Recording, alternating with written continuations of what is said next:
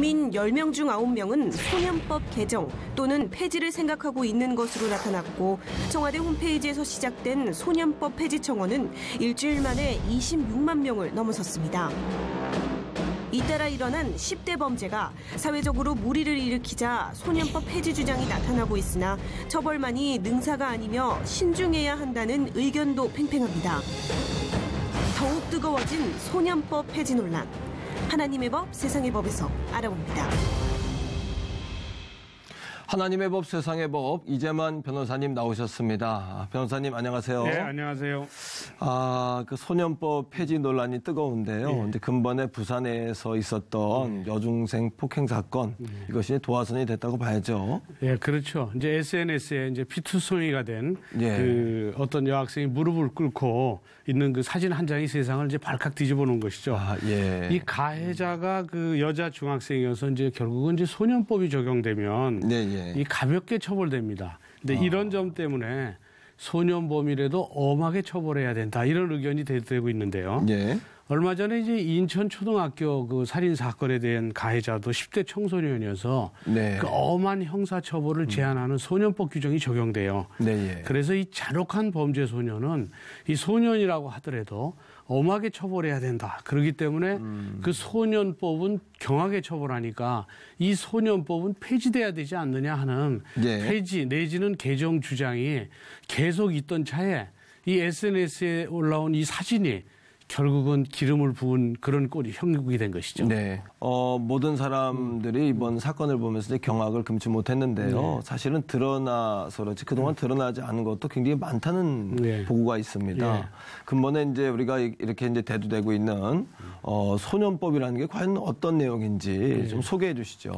네, 소년법이라는 그 만 19세 미만자의 소년에게 적용되는 그런 법이 소년법입니다. 이제 소년의 경우에는 이제 처벌을 좀 성인에 비해서 이제 가볍게 한 것이죠.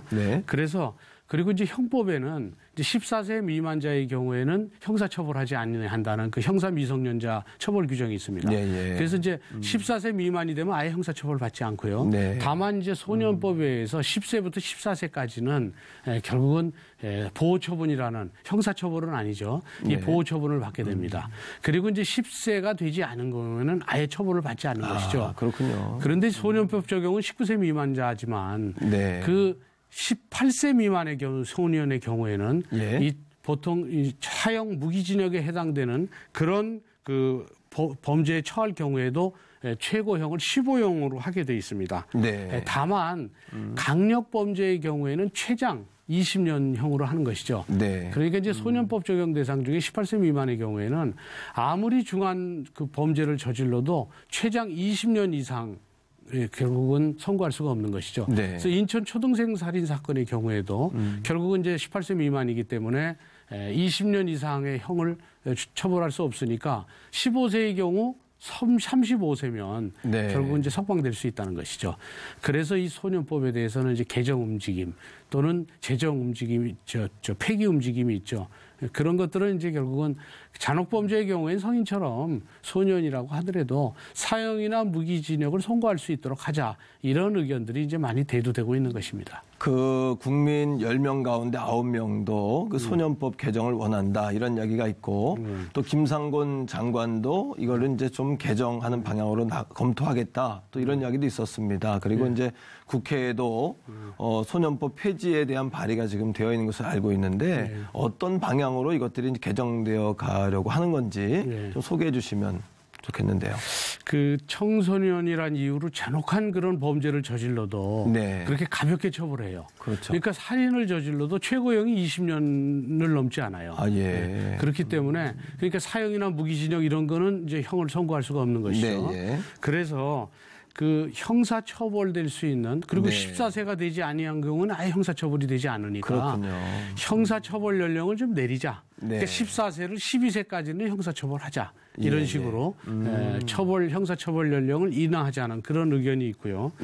이 외에도 18세 미만의 그 소년범에 대해서는 잔혹한 범죄에 한해서는 20년이지만 이걸 법을 개정해서 사형 또는 무기징역을 선고할 수 있도록 법을 개정하자.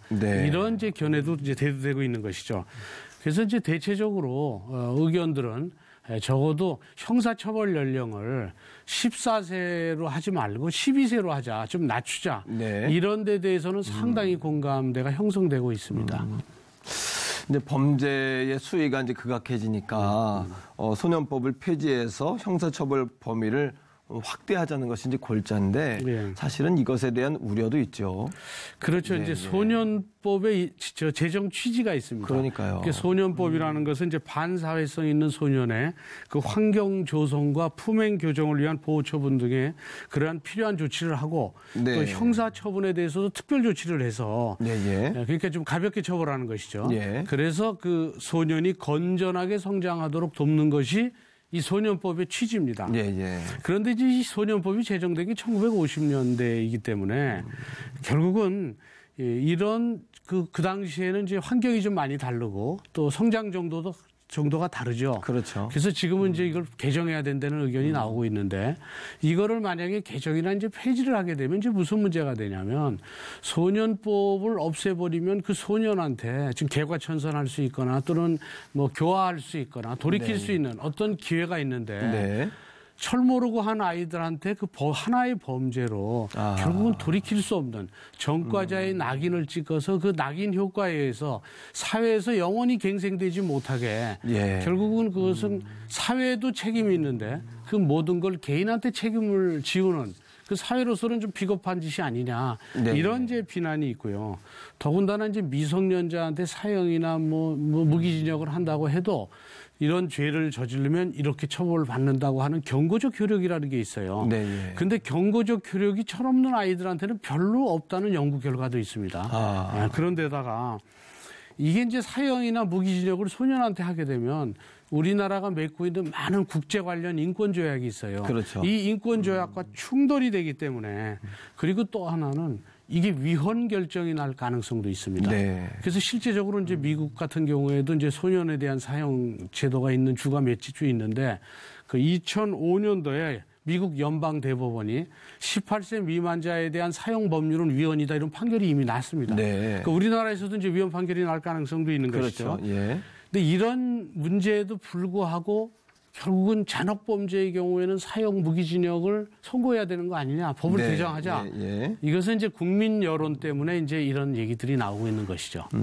사실은 우리가 잘 봐야 하는 것은 범죄가 늘어난 것이 아니라 범죄의 정도가 이제 극악해졌다라는 건데 이런 원인을 우리가 어디서 좀 봐야 할까요? 우선 이제 사회 환경을 무시할 수가 없죠. 그렇죠. 근데 지금 사회 환경은 이제 익명성 속에서 살고 있죠. 인원 인구가 이제 많이 늘어나고 도시화됐기 때문에 과거에는 그 동네에 누가 있다는 걸 다 알기 때문에 어른들이 일일이 다 관여를 했죠. 맞습니다. 김서방네 어느 아들이 뭐 잘못하면 옆집의 어른이 또 제재도 하고. 맞습니다. 근데 지금은 제재를 할 수가 없어요. 맞아요. 제재하면 또 대들고 심지어는 제재를 하면 그 집 부모가 우리 아이에 대해서는 얘기하지 말라라는 그런 빗나간 그런 상행도 있었고 그래서 이런 환경도 변했고 그다음에 근데 인터넷 환경 문제 또 특히 캐릭터 커뮤니티에서는 일부 캐릭터 커뮤니티에서는 게임을 마치 현실과 혼동해서 살인을 게임처럼 하는 인천 여중생 살인 사건이 바로 그 살인을 게임처럼 한 그런 것이죠. 이게 이제 현실화되고 있었죠.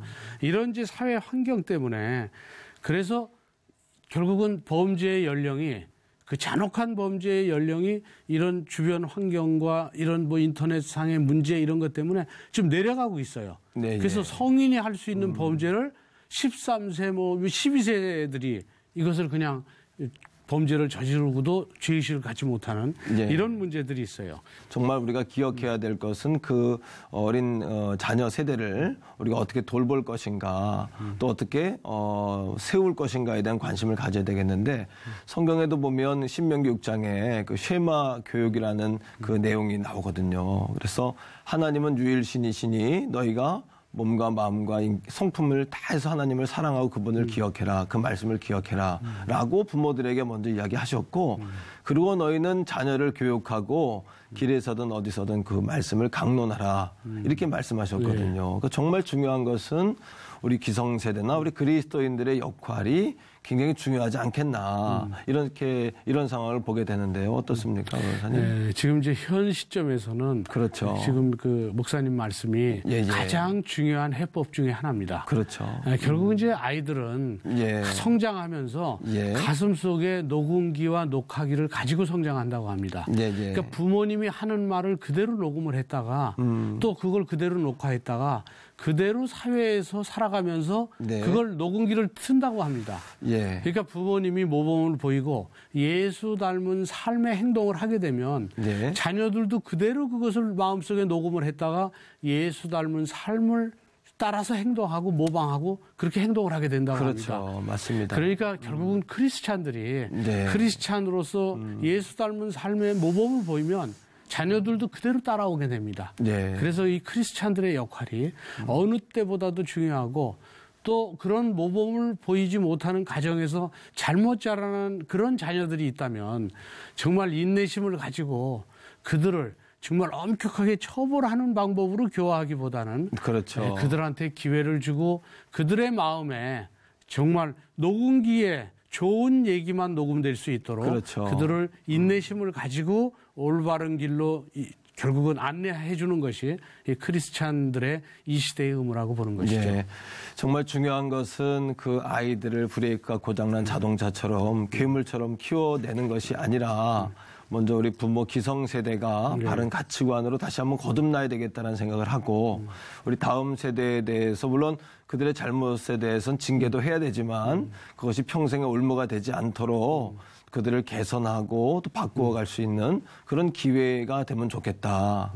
그런 생각을 다시 한번 하게 됩니다. 변호사님 오늘 말씀 고맙습니다. 감사합니다. 감사합니다.